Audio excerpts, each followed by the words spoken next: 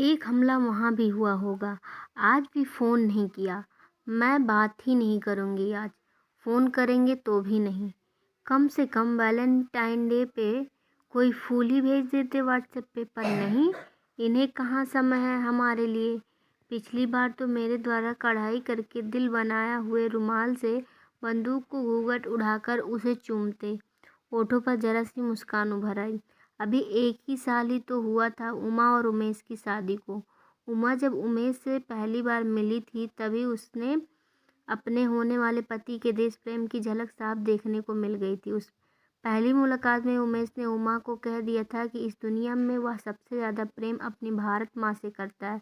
शायद यही कारण था कि पहली मुलाकात में ही उमा ने उमेश से शादी के लिए हाँ कर दिया था। शादी के 10 दिन बाद ही उमेश वापस सरहद पर अपना फ़र्ज पूरा करने चल पड़ा था।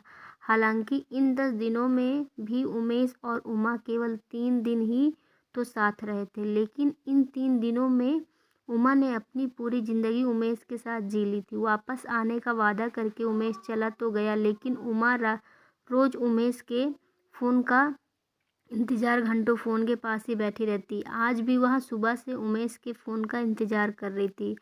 आतुरतावश वह अपनी सास को आवाज़ लगाकर पूछने लगी कि बेटे का फ़ोन आया क्या? तभी याद आया कि ससुर जी घर पर हैं, तो मुन्ने को सुलाकर धीरे से अपने कमरे से निकलकर सासू माँ के कमरे की तरफ बढ़ी। तभी ससुर जी के कमरे में चल रही टीवी में एक सहमी सी पत्रकार कहती हुई सुनाई पड़ी, इस वक्त एक बड़ी खबर आ रही है। पुलवामा में आतंकी हमले में कई सैनिकों के शहीद होने की बुरी खबर इस वक्त हम आपको सुना रहे हैं।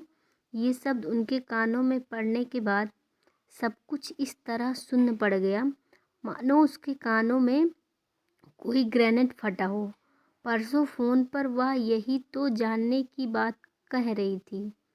नहीं नहीं, यह नहीं हो सकता। उन्होंने कुछ और बोला होगा, लेकिन सुबह से उसका फ़ोन क्यों नहीं आया? यही सोचती हुई वह बाहर की दीवार पकड़कर बैठ गई।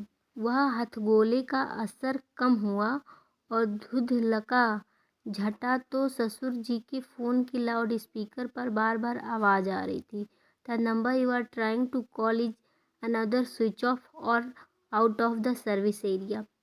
उसकी जब भी उससे बात होती तो गाहे बाहे पुलवामा का नाम आ ही जाता था। फिर से आंखों के सामने अंधेरा छाने लगा। थोड़ी देर बाद उसने हिम्मत करके ससुर जी के कमरे का द्वार हल्का सा खोल दिया।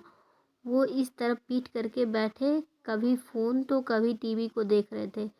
तभी तीसरा विस्फोट हुआ। समाचार चैनल का लाइव संवाददाता घटनास्थल पर पड़ी, जिस पर एक खून से सना रुमाल पड़ा था, जिस पर तिल का निशान देखते हुए वो धड़ाम से गिर गई। साथियों, पुलवामा में हुए आतंकी हमले से हम सबका मन आघात है।